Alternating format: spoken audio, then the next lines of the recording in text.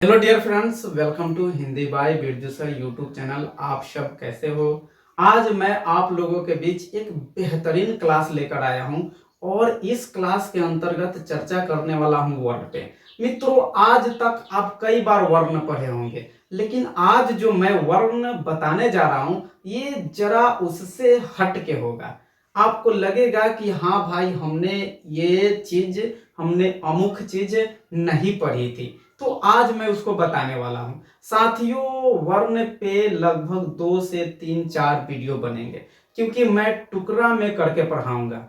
एक एक क्लास करके पढ़ाऊंगा तो कम से कम 3 4 क्लास तो हो ही जाएंगे, लेकिन मैं वर्ण डीपली से पढ़ाऊंगा।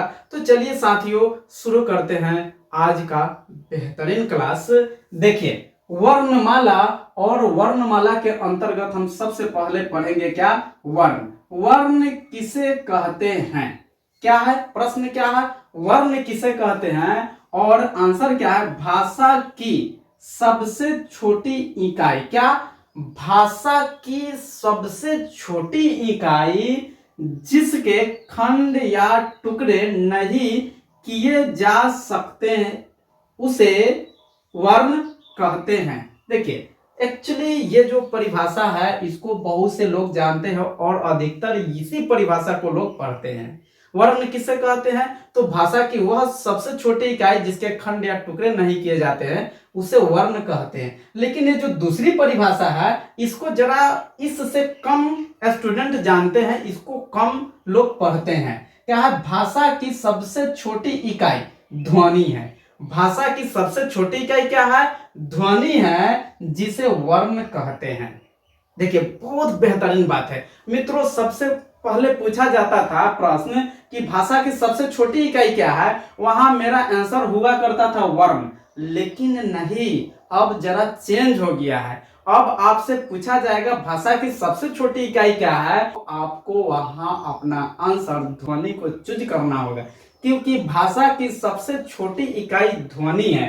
तो यहाँ क्या कहा जा रहा है? भाषा की सबसे छोटी इकाई ध्वनि है, जिसे वर्ण कहते हैं। अब तीसरी ये परिभाषा क्या है? ये बोलने की सबसे पहली पैदान है। देखिए क्या है? ये जो वर्ण है ये बोलने की सबसे पहली पैदान है।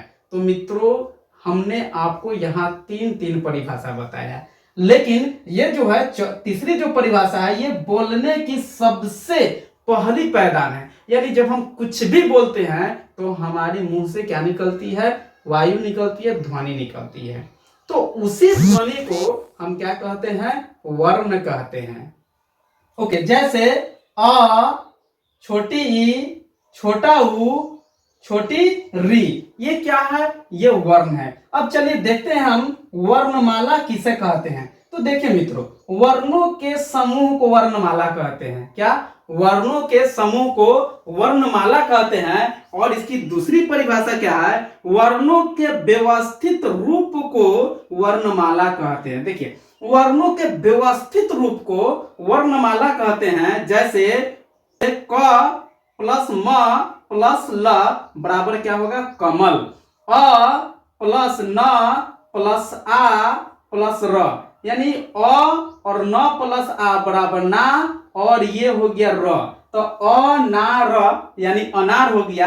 तो ये क्या हो गया? वर्णमाला हो गया। ये क्या हो गया? वर्णमाला हो गया। यानी वर्णों के व्यवस्थित रूप को हम क्या कहते हैं? वर्णमाला कहते हैं।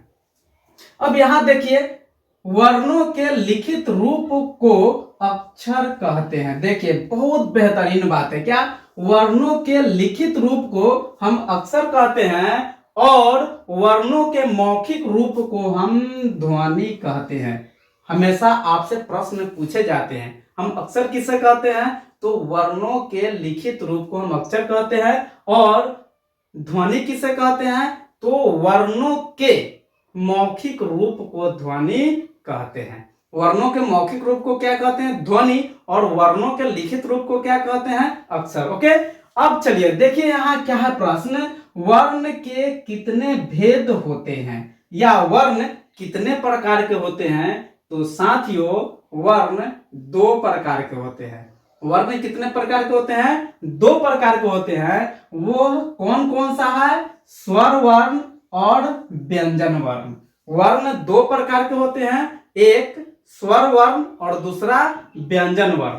जरा अब हम देखते हैं स्वर वर्ण किसे कहते हैं। स्वर वर्ण किसे कहते हैं तो इसका हम परिभाषा देखते हैं। जिन वर्णों के उच्चारण में किसी दूसरे वर्णों की सहायता न ली जाए उसे स्वर वर्ण कहते हैं। देखिए ये परिभाषा रटा रटाया है, बहुत से लोग इसी परिभाषा को जानते हैं, बाकी ये जो परिभाषा है इसको बहुत कम लोग जानते हैं। तो क्या है स्वर वर्ण किसे कहते हैं? तो जिन वर्णों के उच्चारण में किसी दूसरे वर्ण की सहायता न ली जाए उसे हम क्या कहते हैं? स्वर वर्ण कहते हैं। और ये वाली क्या है? जो वर्ण एक ही उच्चारण करने पर एक ही प्रकार की ध्वनि बनाता है उसे स्वर वर्ण कहते हैं। देखिए कितना सुंदर ये परिभाषा है। जिन वर्ण का एक ही उच्चारण करने पर एक ही प्रकार की ध्वनि बनता है उसे स्वर वर्ण कहते हैं। यानी वैसे वर्ण जिसका हम एक बार उच्चारण करेंगे और एक ही ध्वनि बनेगी उसी को हम स्वर वर्ण कहते हैं। जैसे क्या है अ, जब हम अ बोल रहे हैं तो एक बार उच्चारण कर रहे हैं और एक ही ध्वनि निकल रही है।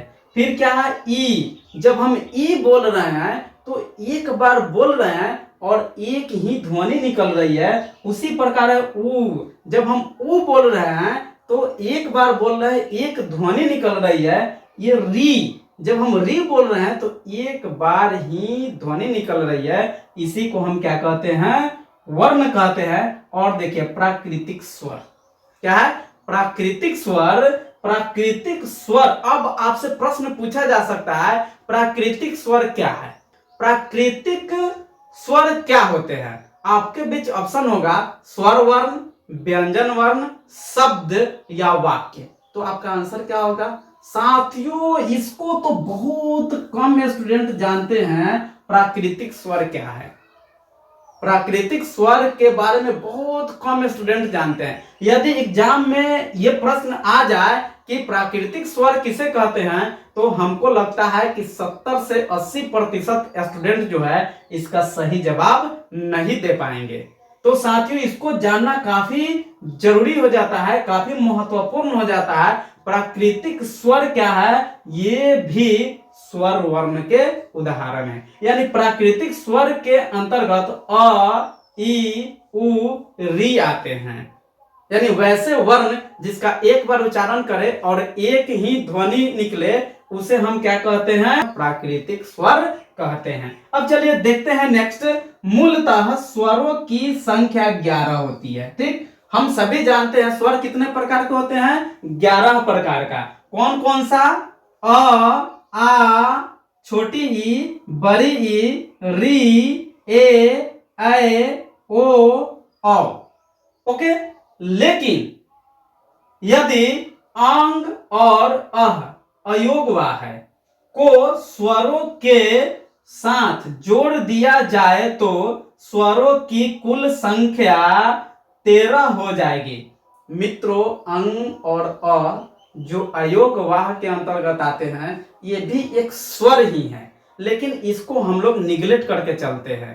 तो साथियों कभी कभी होता क्या है कि अंग और अ को भी स्वर में ऐड कर दिया जाता है, जोड़ दिया जाता है। तो जैसे ही अंग और अ को स्वर में जोड़ा जाएगा तो स्वरों की संख्या 11 न होकर 13 हो जाएगी। तो आपसे पूछे जा सकते हैं कि यदि अंग और अह को स्वरों की संख्या में जोड़ दिया जाए या स्वरों में जोड़ दिया जाए तो स्वरों की कुल संख्या कितनी हो जाएगी? तो उस समय स्वरों की संख्या 13 हो जाएगी। ओके, तो साथियों हम आशा करते हैं कि आपको ये क्लास काफी अच्छा लगा होगा। अब हम आपसे मिलते हैं अगले क्लास में बेहतरीन जानकारी के साथ। तब तक के लिए थैंक यू, धन्यवाद, जय हिंद।